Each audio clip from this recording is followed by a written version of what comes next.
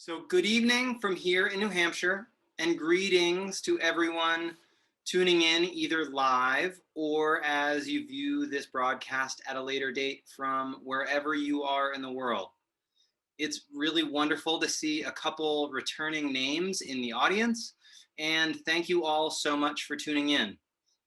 My name is Peter Wickman, and as you may know by now, if you've turned into one of our previous A Closer Look events, I am the Director of Admission and Financial Aid at the White Mountain School. I'm really happy to give an introduction to this evening's A Closer Look presentation on college counseling. While we certainly do not believe that the value of a White Mountain School education can be determined by the outcomes and college placements that our students achieve, we do understand that it is an important reason that many families consider and ultimately choose a boarding school. Our ability to give students an individualized level of attention in course planning, mapping out a student's journey, or allowing them the freedom to find their way without getting lost or losing sight of their future, in addition to the independence, sense of responsibility, and amazing academic and co-curricular experiences that students gain here, is truly unmatched. In each of our Closer Look sessions, you have hopefully heard about how the White Mountain School puts students in the driver's seat. Our academic program leverages student-driven inquiry, and much in the same vein, our college counseling program is equally as student-centered. I don't want to steal Barbara's thunder here, as she will share some of the great detail about the college counseling process, but I do want to highlight the unique ability for our students to build a portfolio of experiences that allow them to stand out in the crowded sea of applicants that college admissions office need to sift through. White Mountain, as a school of 140 students, is a member school of the Mastery Transcript Consortium, Global Online Academy, and it provides students with unparalleled opportunities for inquiry in our laser program and our field courses. Our assessment model uses essential skills and habits for academic success, and that was built on the foundation of what college admissions offices told us they wanted to see in high school applicants. Please do head back and take a look at that Closer Look session on student-driven inquiry for more information on that. Mike Peller goes into some amazing detail. Tonight, however, I think I need to turn it over to our experts. I have a wonderful panel of faculty and students, and even a young alumna who are gracious enough to give you their time and perspective and answer some questions that have been pre-submitted. One final note, please do utilize the comment function or the Q&A box to ask questions as they come up. I will do my best to be able to answer them or ask them to our presenters while this presentation is happening live. Now, I'll turn it over to Barbara Buckley, our Director of College Counseling. Please hold while I pull everyone onto the panel.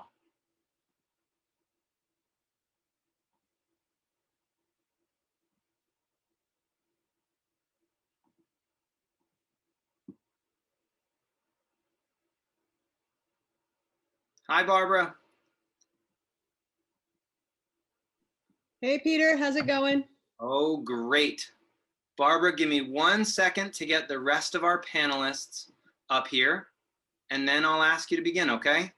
Sounds good.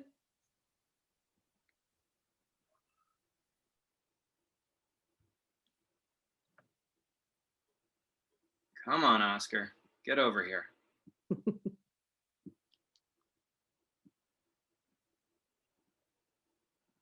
Perfect. Barbara, we've got this great group here. Take it away. Awesome, thank you. Hi, everyone. As Peter said, my name is Barbara Buckley, and I'm the Director of College Counseling. While this is my first year as a full-time college counselor, I've been a part of the WMS community for 13 years.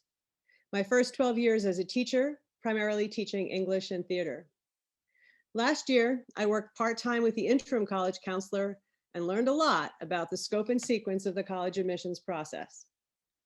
When I accepted this role last February, we had no idea how different this year would be for college counseling and admissions, and for just about everything. At the end of the school year last May, I joked that this was either the best or worst year to start college counseling. I can honestly say that it has been quite the educational experience. With so many unknowns in the college process being so unpredictable, I had so many opportunities to learn.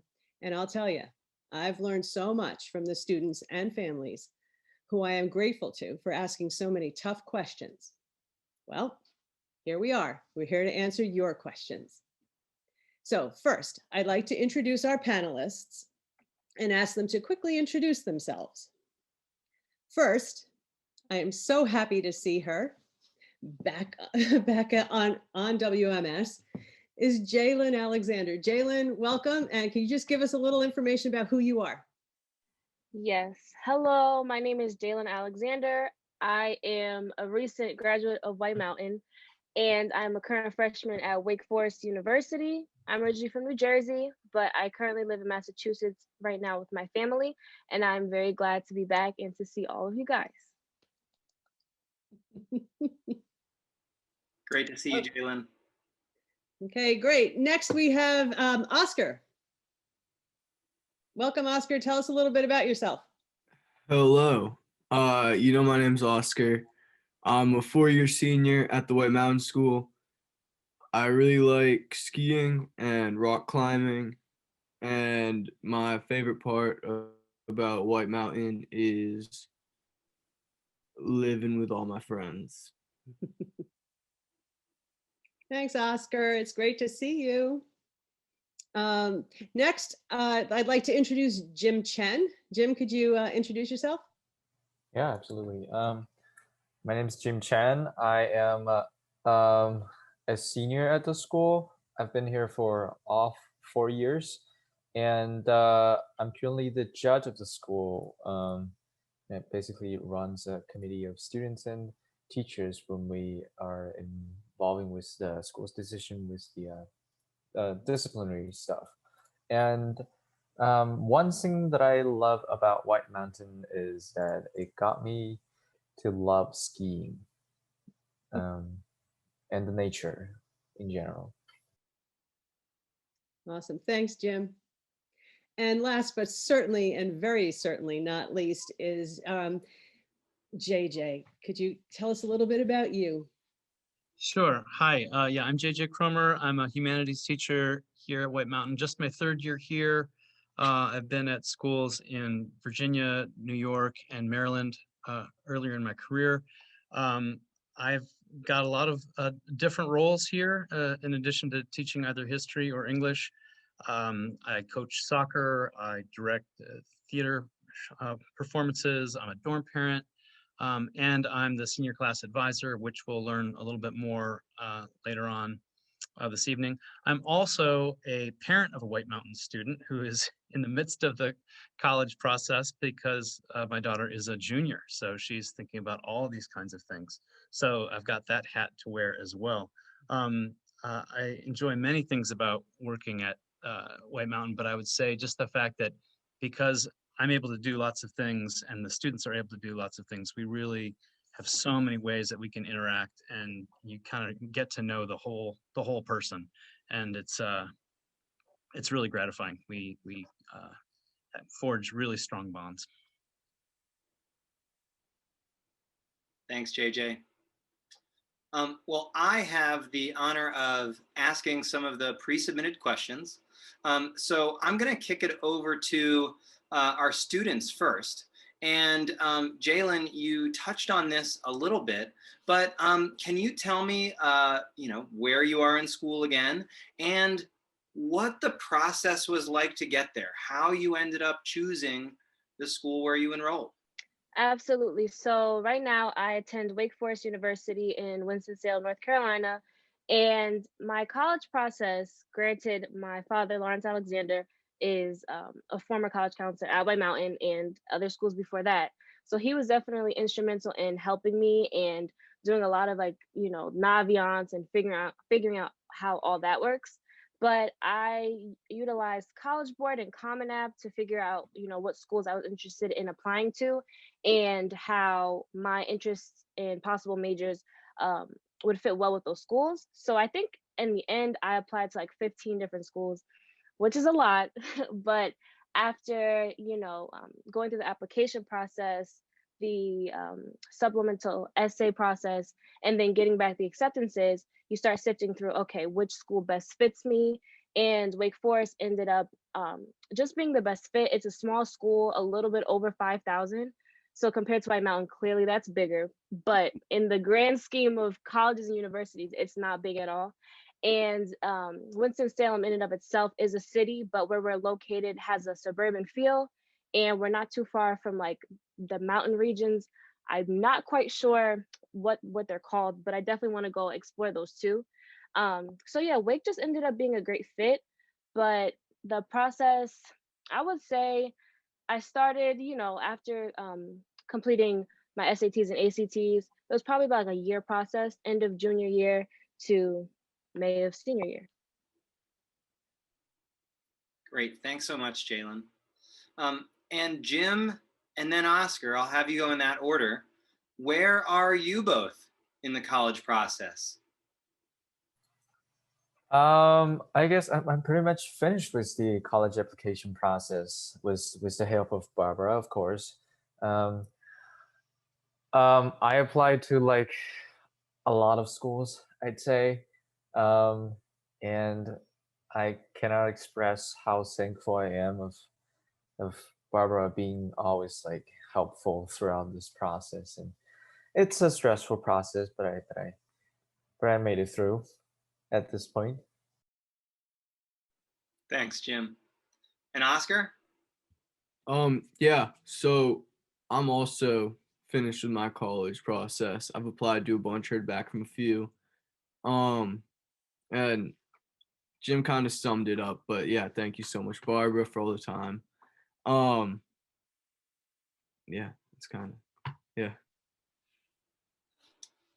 Well, Barbara, maybe you can chime in a little bit and give some detail as to how you structured the lead up to where all of these kids ended up.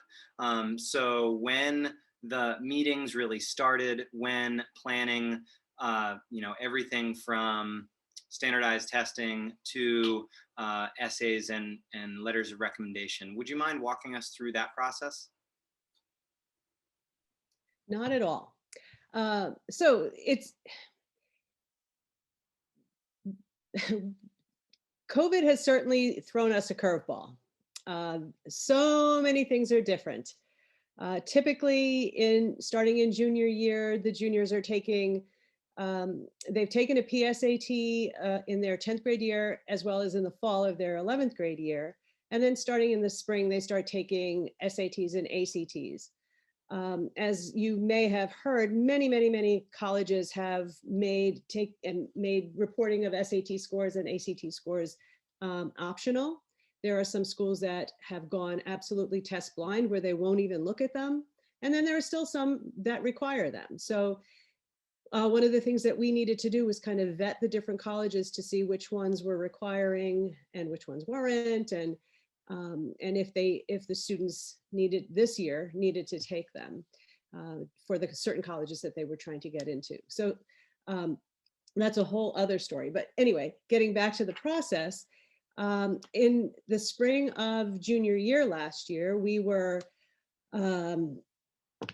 starting to figure out like what is Naviance, what is Common App, what do they do, and why do I need to know anything about them? And I know that JJ and some of the other teachers last year helped the students get started on their college essays. And, we started working on filling out the Common App and, what was involved with that. So that's kind of the process that we did last year, because we didn't have a clue what was going to happen this year with COVID and how, whether kids were going to be able to go on tours of colleges, which is something that oftentimes takes up a lot of vacation time during the junior into senior year.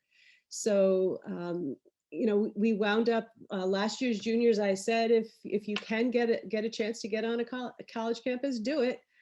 If not, spend a lot of time online. Look at every virtual tour that you can of a campus. You know, talk to kids, follow schools on Instagram. So, you know, those kinds of things were very different and kind of flying by the seat of our pants in a way. So this year, what we're planning to do is we're going to begin, we're doing exploratory learning sessions on Wednesdays, and 3 of those Wednesdays are going to be devoted to small cohorts of the junior class, working through getting a lot of that process under their feet. So they'll be able to kind of hit the ground running as the year ends and the summer begins. So, you know, there are a lot of things that I recommend students do during the summertime. Things like taking a summer experience at one of the colleges, go on tours if you can, take a course, whatever. There's lots of things, plus have fun and, you know, do something fun for yourself. Maybe you're going to work at a job, maybe you're going to volunteer some places. There are a lot of different things that the junior years, the summer between junior and senior year, you should do. And then when the students come back in the fall, it's, you know, we just head right into college application stuff. So it's, I meet with the students one-on-one, and that's either remotely, which works out fine. And it also, we also worked one-on-one in person once the school was cleared. We had the level that was acceptable for us to be able to meet in person. So I'm probably leaving a ton of stuff out, but that's kind of the scope of it. And, you know, just as a little bit of an insight, for 9th graders and 10th graders, we're going to be working on, you know, kind of keeping a portfolio of accomplishments, as well as looking at, you know, goals for college, potentially goals for college, and kind of helping the students to identify courses that will benefit them as they move into that college process. I just want to mention one thing quickly. And that's about, particularly for Jim and Oscar, because they could speak to this. There's an early decision process that happens, and there's an early action process that happens. And Jim applied to colleges, one college to early decision and a bunch of colleges early action, and Oscar has done the same thing. And, you know, that's a decision that students make with their families. But I was very happy to be able to help guide them through some of that decision-making process as to how they were going to apply and when, and kind of walking them through that process.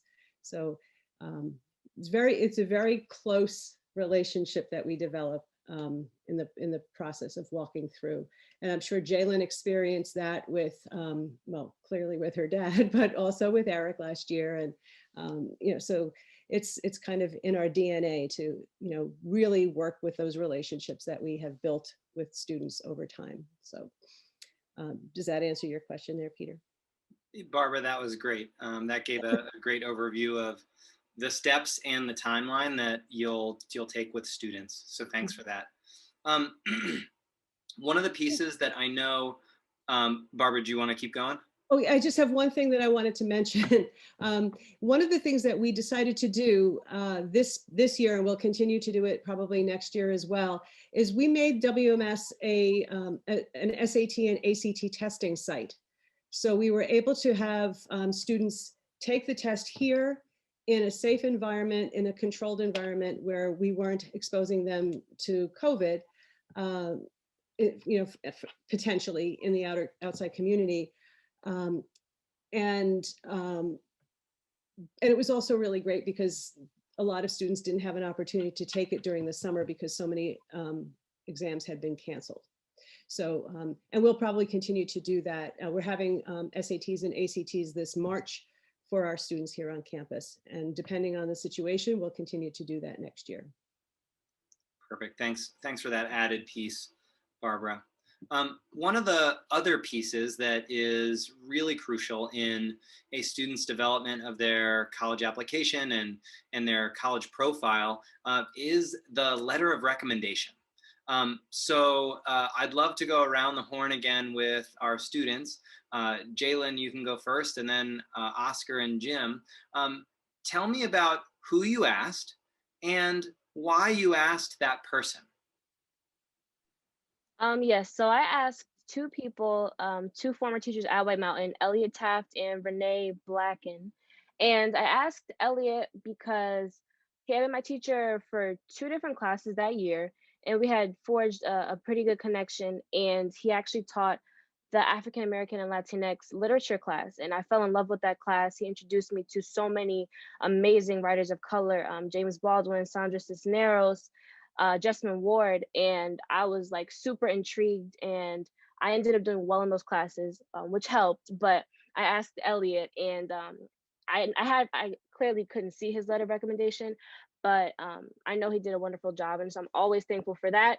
And then I asked Renee because freshman year somehow I ended up in chemistry, and like that class was probably still one of the hardest classes I've ever taken in my life. But Renee was always willing to help me with extra help, you know, going out of her way to just be patient with me and help me learn. And so I really worked for those grades and following with physics the next year. So Renee is a wonderful teacher. And I feel like because I was so challenged and because she got to see me grow and really try my hardest, she was the perfect person to ask as well. Thanks, Jay. How about you, Oscar? I asked two teachers who are still at White Mountain. I asked Ian and Emily Bierce. And I asked Ian because he's my ski coach and he's been my ski coach and my dorm parent for as long as I've been at school. And throughout my time here, we formed like a good relationship, and he knows me super well. And I chose Emily Bierce because she had been my teacher in various classes for the first 3 years of school. And a dorm parent, so she also knew me really well, and we had also like formed a good relationship, so I knew she'd like do a good job, and because she liked me, she wouldn't be like, Oscar's a terrible kid. But yeah. Thanks, Oscar. And how about you, Jim? I asked three teachers actually. I asked Mike, I asked Emily Beers, I asked Rachel, who's my advisor. I think I asked them because I think those are the teachers who knows me the best, and I spent the most time taking their classes. So yeah, I just think having their support would show my best image to the colleges. Perfect. Thanks, Jim. And JJ, I want to get your perspective as well. You know, in passing and also just working together over the last few years, I know that you have written a letter of recommendation or two. And so I'd love to hear from your perspective how you approach writing a letter of recommendation for a student. How and or when you can sort of anticipate whether a student is going to ask you. But I'd love your 2 cents. Yeah, sure. So first of all, yeah, I end up, since I teach juniors, that means there's going to be a lot of students who will make that request, which makes complete sense. And I think you're going to find this in schools like White Mountain, but I think we do it particularly well. I work with students starting when they're in 9th grade in world history, and maybe I work with them in the soccer program or maybe in theater, and then maybe the next year I might be their dorm parent. And so over time, you really start to kind of know the full person, the full individual. And then what that means is, even though my letters really do focus on kind of the academic strengths and what the student brings to the table, but I think the fact that I know the students in so many different capacities helps me write something that is going to be pretty, it's going to show a lot of conviction. It's going to show the student in his or her best.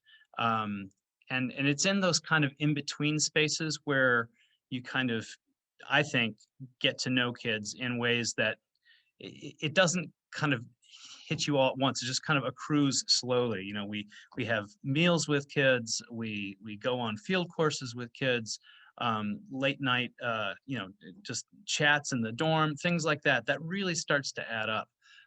So even though I do write a fair number of them, and they're not easy to write. I don't mean to seem like it's something that it's just dashed off, but it's something that I feel very comfortable and very proud to do, because I think it's one of the things that we do best here, and that is that not only do I feel like I get to know the students pretty well, that they kind of know what they can be their true selves, and so it's a pretty real, you know, to hear the students talk about the teachers that they knew so well, and that they asked to write their letters, that it's real genuine bonds are formed, and so it's hard work, but it's also really gratifying, because I feel that it's an excellent way to get the students' strengths across to these colleges who have stacks, you know, thousands of these letters to read. And I think that ours will, not just mine, but from any White Mountain teacher, will really kind of jump to the top of the list, because they're so detailed and they show the full student. Thanks so much, JJ. I really appreciate that. Yeah, and you know, I mean, I know that students don't often see their recommendation letters. Once in a while, us adults, us teachers, and faculty members will talk about them. And one of the things that I truly cherish about White Mountain is that during that busy time, which can be the fall of a student's senior year, there, you know, I have memories of walking into the faculty lounge or team room and hearing faculty members excited about what they're writing, because they're drawing upon these amazing experiences that they've seen kids have here. Moving on a little bit from letters of recommendation, one of the other things that students do, which is a really important piece of the process, is build their college list, right? So like, how many schools am I going to actually consider? Barbara, I'd love if you could start and share with our audience some of the guiding posts that you put out there for students. How do you get them started, you know, when and if they might not know what they want to do? Or how can you broaden a little bit for students that have a really narrow focus on what they want after high school? Sure. So the rule of thumb is you want between 10 and 15 colleges on your list, depending on how many colleges fit the profile of what you're interested in doing.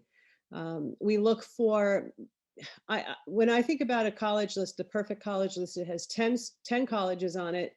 2 of them are reaches, 5 of them are target schools, and 3 of them are likelies.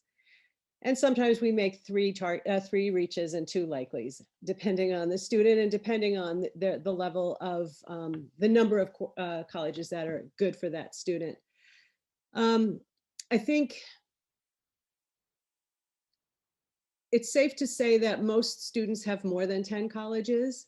And one of the things I like to remind students is that you don't want to just put a college on your list in case I don't get into someplace else. All the colleges on your list should be colleges you want to go to. And so we do a lot of research. We usually start off, and we'll be starting off in February with the juniors this year. We use a platform called Naviance. And Naviance has a college search function in it. And so I typically sit down with the students for the first time, and they've already, almost all of the juniors at this point have completed kind of a college preference survey where they identify different aspects of colleges that they're interested in finding at the college that they go to. That includes things like location, size, major, those types of things. And so what they do is they put in different criteria for their search, and then we do a search, and then their homework is to go research some of those colleges. And I have not a encyclopedic knowledge of colleges, but I know a lot about colleges, and I know ways to find colleges for students. So we kind of try to create the list, and it's a give and take kind of thing. We might have 20, 25 colleges on the list to start off with, and then we start culling them. Sometimes it's a matter of, oh yeah, this college wants 10 supplements. Yeah, I'm not going there. So, it's one of those things where, over time, things will weed out different colleges. A really great example from this year that I love to share is I had a student who was new to the school last year who sat down with me and said, yeah, I don't know where I want to go to school. And I said, okay, well, what do you want to study? Oh, I don't know. Do you know how big a school you want to go? No, it doesn't matter. I can go anywhere. So now I'm thinking, okay, we've got a list of 3,000 colleges, right? And so my next question was, what's your favorite course that you've taken? And he said, I loved the marine biology course that Emily taught. And I said, oh. He said, that makes me realize I loved the chemistry course I took with her. I think I really like sciences. So it was this great moment of, okay, so if you want to study, so he's thinking about marine biology. So what do? We start looking for colleges that offer marine biology. And oddly enough, one of the colleges that he wanted to go to originally, which he thought, man, maybe I don't want to, it offered marine biology. And so he is super psyched because he actually got into his top 3 colleges that he applied to, and he got scholarship money because when he interviewed, he knew what he wanted to do. He knew about the colleges that he was applying to, and they were really happy to have him. So one of the things that is kind of a mantra for me is research. Look it up, research, research, research. I can look it up. I can tell you all kinds of things. But when the push comes to shove, or when you have to write those supplements, or when you're having an interview, you need to know the colleges. So that's how we build a college list. And parents will give their input, which is fine. Parents will vet the list. Sometimes they'll say no, or why isn't this one on the list? And clearly we need to look at a student's record. This year the GPA is very important, but more important than the GPA is the course selection. Talking to so many admissions officers in colleges, they say, if your school offers a course that will benefit the student with their major, and they don't take that course at your school, it doesn't look good. So, that goes back to the whole idea of planning and, what courses are you going to take? We have a student this year who wants to go to Georgetown to study law. He is taking every single possible political science, history. He's taking poetry and poetics and politics and poetics. Every course that he can possibly take that's going to prepare him to study law at Georgetown, he's taking them. And Georgetown is really interested in him. I keep getting emails from them. So, they've seen his resume, they've seen his transcript. So these are the decisions that students need to make as they create their college list, but also as they start narrowing it down. Thanks, Barbara.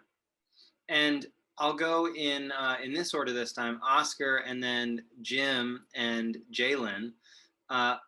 How did you research schools? And you don't have to name any colleges or universities if you don't want to, but I really want to know if you found anything that surprised you along the way.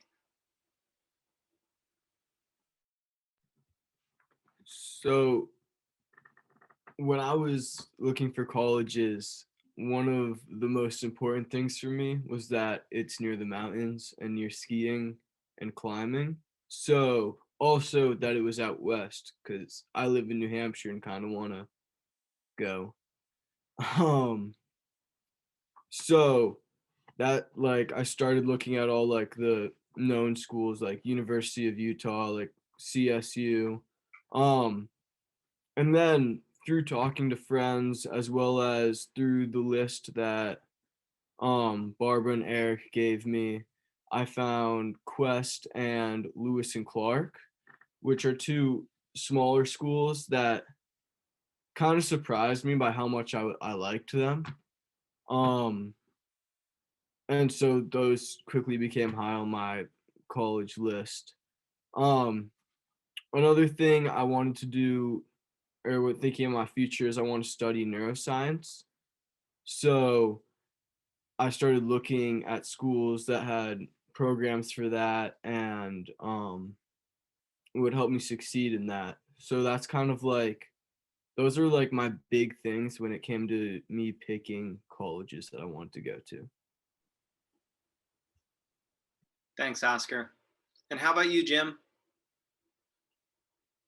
I guess I don't really mind the location of the school. I more look at the curriculum of the school, what programs does it offer. So, I personally am interested in mathematics, and but also I'm interested in art. So I focus my attention to those schools who offer like combined majors, or interdisciplinary majors. So yeah, and those ones with competitive programs focusing on the combination of a STEM subject and a humanities subject is ones that I've applied to. So And Jim, I won't let you off the hook just yet. Where did you do most of your research, and did you find any surprises? Were there any schools that came on your radar that you weren't expecting, or any schools that from a distance you thought, oh, this could be really, really great for me, but as you did a little bit more research, you realized that maybe it wasn't? um yeah, there are some schools that after researching it for a bit, you find it not as good as you would expect. Um, you have to make the decision to like, is there, um, so you don't like it as much, but you still kind of like it. So there's a decision you gotta make about if you want to still apply to the school. And I do apply to one or two schools that I'm not super excited about, but are like, yeah, I like it. I will love going there, but I just don't think the program you have is the best choice for me. So there's that, but there are also other colleges that when you look at them from a distance, it feels like I probably don't want to go there. But then when you explore more on their websites, when you like get into their like department websites about specific programs that they offered, they become more and more interested, and you kind of place them to the top of the list out of your expectations. So yeah. Thanks, Jim. And Jalen, obviously, you built a list and fell in love with one. But if you can take us for a walk down memory lane as to how you did some research and what surprised you along the way, that'd be great. Absolutely. So at first, I had curated a list based on schools I'd heard about, ones that had a little more like attention to them. But as I thought more and more about what I wanted to major in, which is communications, hoping to get into the broadcast journalism field, I started looking at schools that had D1 sports programs. And so that led me down a whole nother rabbit hole of schools.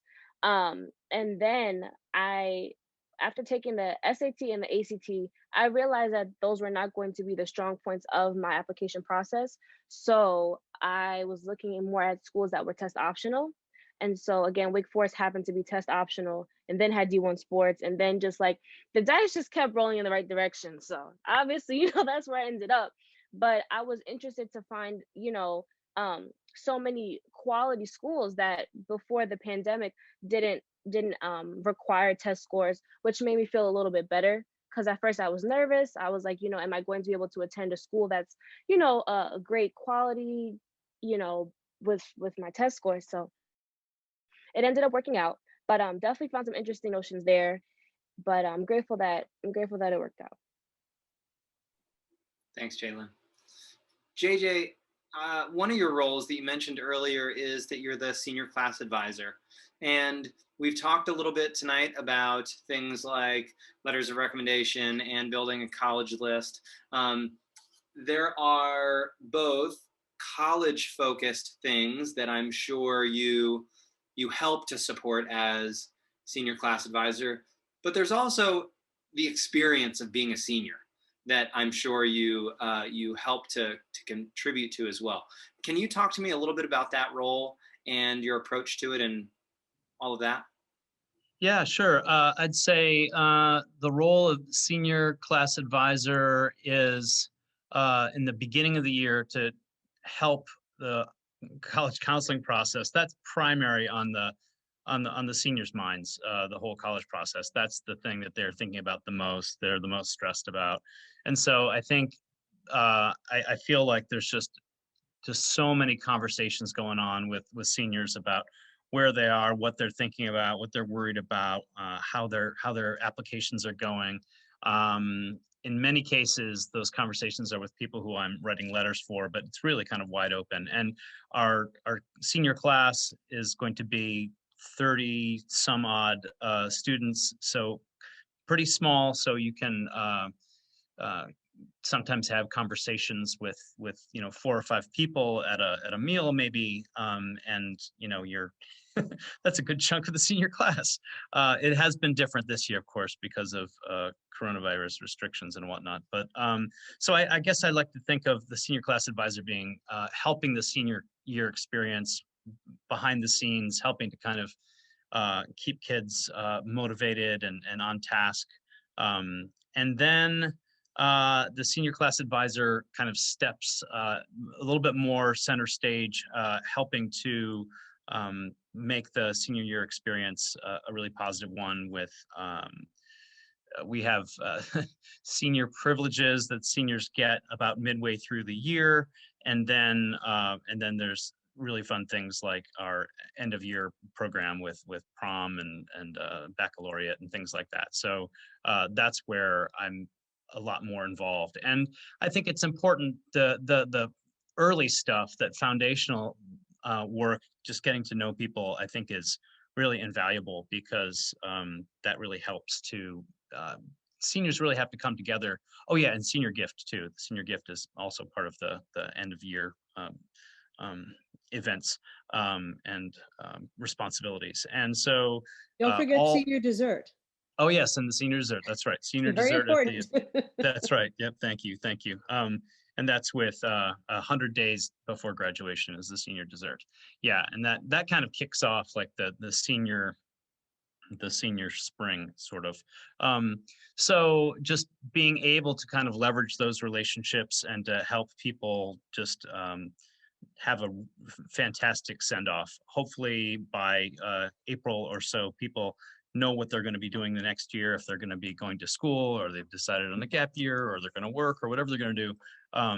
So there can be just a fantastic end to the high school experience.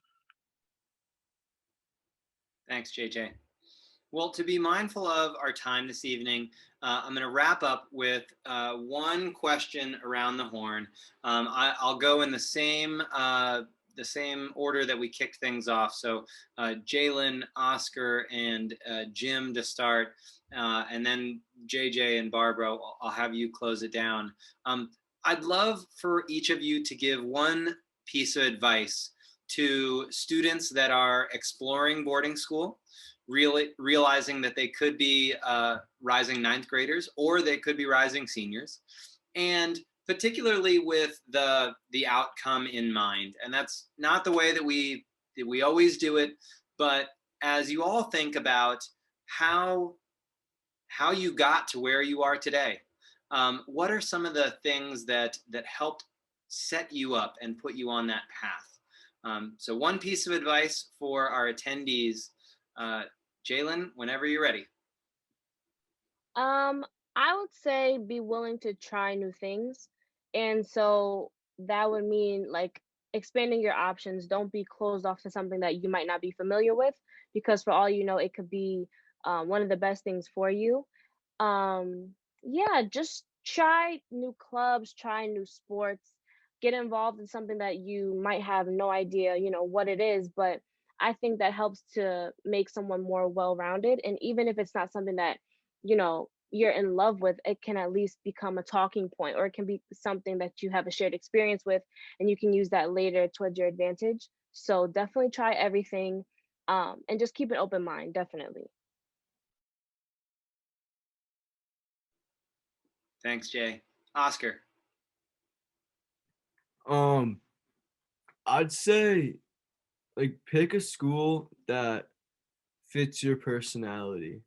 Like I chose White Mountain School because it's outdoorsy, it's a little weird, it's a tight community, and I've not been disappointed at all. I love it here. Um, so I think that's super important when it comes to like picking a boarding school. Thanks, Oscar. How about you, Jim? I think you want to choose somewhere that you can find your passion, whereas there's many venues for you to explore, where there are people who will support you always. Perfect. JJ? I would say one piece of advice would be to think carefully about the size of the school. Different sizes kind of mean different kinds of programs. It's going to translate into what a school will have athletically, or what they'll have in terms of theater, or what they'll have in terms of academic facilities. And so really large schools can provide certain things that small schools can't provide, but small schools can provide a level of getting, people will know you really well, and you won't kind of fade into one niche or so. So just to look at school size and try to, when you tour or visit or interview, to really try to imagine if that would be a good fit for you. And so obviously from a small school perspective, I think there's a whole lot of advantages from really small boarding school. But so school size would be the tip that I would give. Thanks, JJ. Barbara? Okay, I think a lot of it, a lot of what I would say has a lot to do with what JJ said. When you choose a boarding school, you need to realize that you're going to be in a community, and depending on the size of the community and the type of community you're in, you're going to be known. And that's one of the things about White Mountain that I've loved for the past 13 years.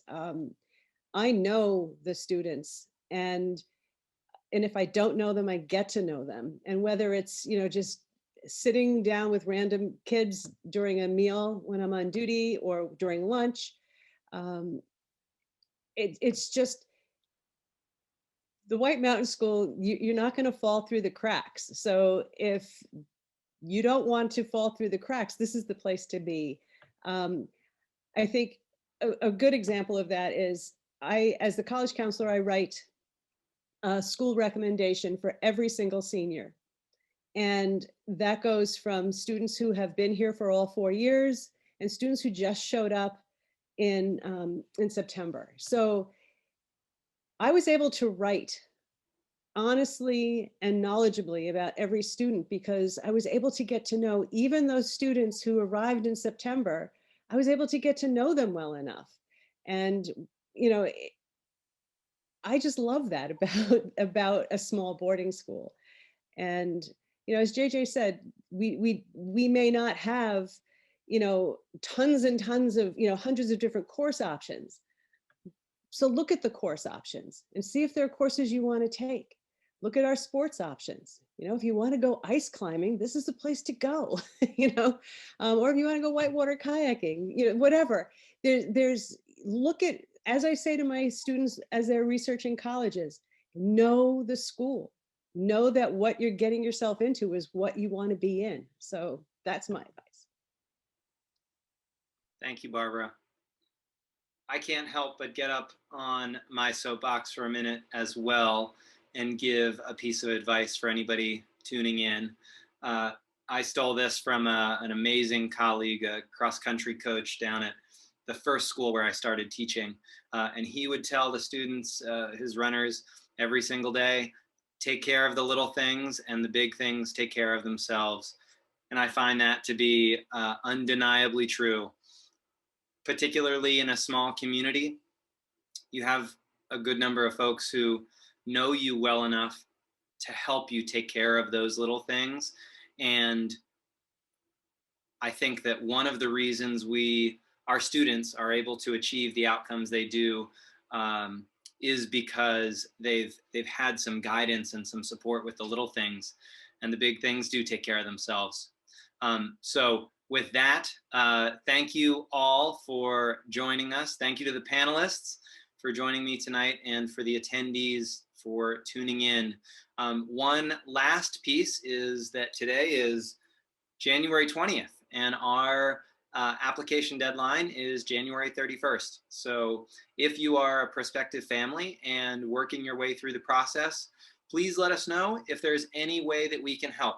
If you still need to schedule an interview, if you are waiting for a recommendation to come in, or have any questions along the way, we are here for you. So with that, I hope you all have a wonderful evening. Thank you for joining. Take care.